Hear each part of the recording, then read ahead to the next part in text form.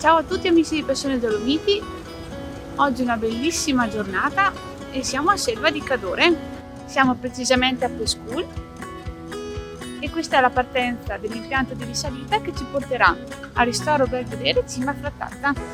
Seguiteci!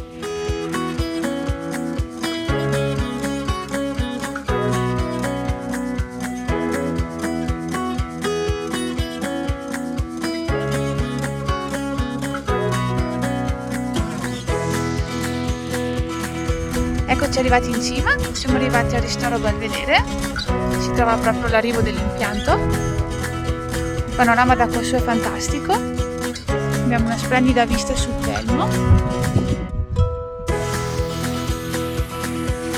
la Val Fiorentina,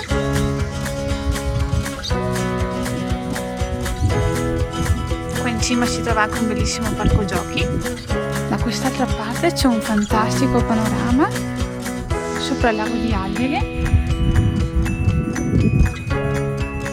il Monte Civetta,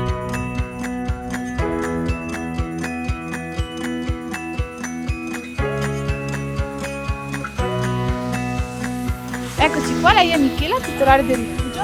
Buongiorno, siamo al ristoro Belvedere qua, appena arrivati. Ecco, allora ci possiamo fare un giro all'interno. Ok, Prego. ciao Eleonora.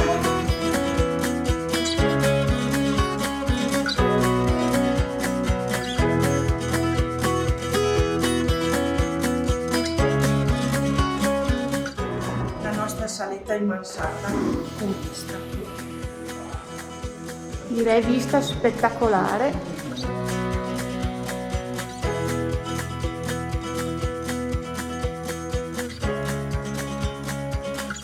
Facciamo un salto in cucina a conoscere il nostro staff.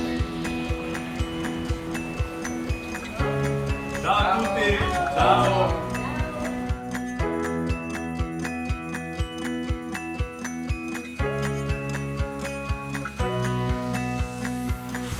Volete conoscere tutto lo staff del ristoro Belvedere?